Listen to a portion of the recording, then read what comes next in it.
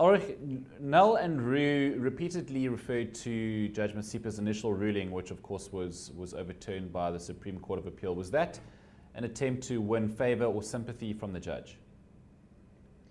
Well, I think by Barry Rue arguing that point, he tried to illustrate to her that there is very little difference between a person being convicted of murder dolus eventualis, in other words, murder with indirect intent, and culpable homicide, where negligence is the sole cause of the murder taking place, or the death of the deceased taking place.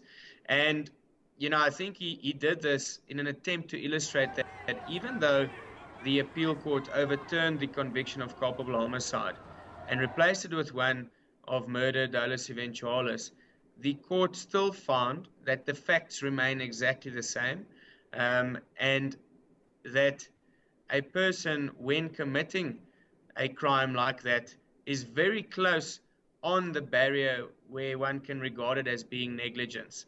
Now, that was obviously done in an attempt to say, well, if the crime is not so far removed, then the sentence should not be so far removed.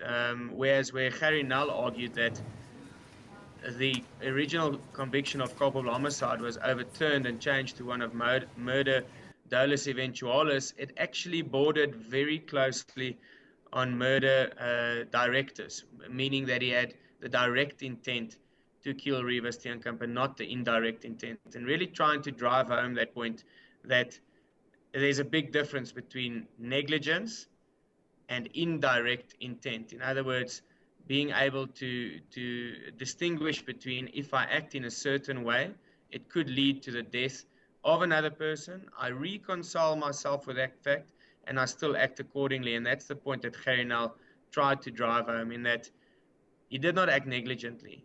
He actually had intent. Even though it was indirect intent, he still had the intent to kill whoever was behind that door. I suppose that's what might be slightly confusing for a lot of people, is that even though the charge is now murder, dolus eventualis still applies. Yes, definitely. And the important point that we need to consider is that when a person is convicted of murder, then obviously the minimum sentence of 15 years is applicable. And that is not murder dolus directus, murder dolus eventualis. It is for murder.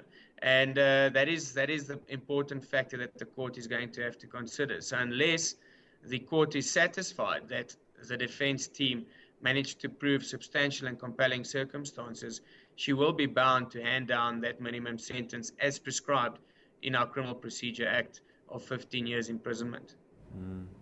Does this mean that Oscar did act in self-defense? And Null said neither court, trial or the Supreme Court of Appeal said as much.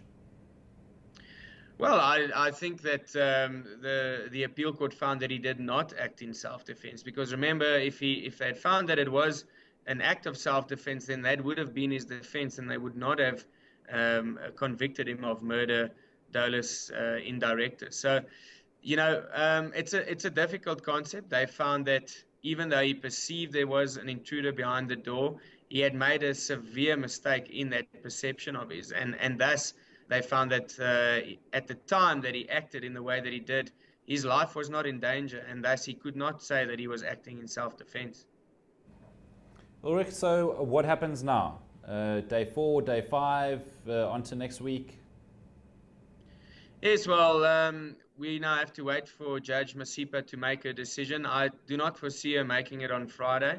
There was a lot of evidence led and a lot of arguing and a lot of case law presented to her, which she will need to consider before handing down her sentence. I do think that she will take some time to deliberate and some time to consider the evidence placed before her, and then only hand down her sentence. Remember that if the defense and Oscar Pistorius' legal team feel that she handed down a sentence which is too harsh, they will be able to approach the Supreme Court of Appeal on appealing that sentence, whereas if the state feels that she handed down a sentence which is too lenient, and they can prove that she made an error in law in handing down that sentence, then they would once again also be able to approach the Supreme Court of Appeal. And I think that is something that she would want to avoid at all costs. And really, deliberate properly and consider all the evidence in striking that balance in handing down a just sentence.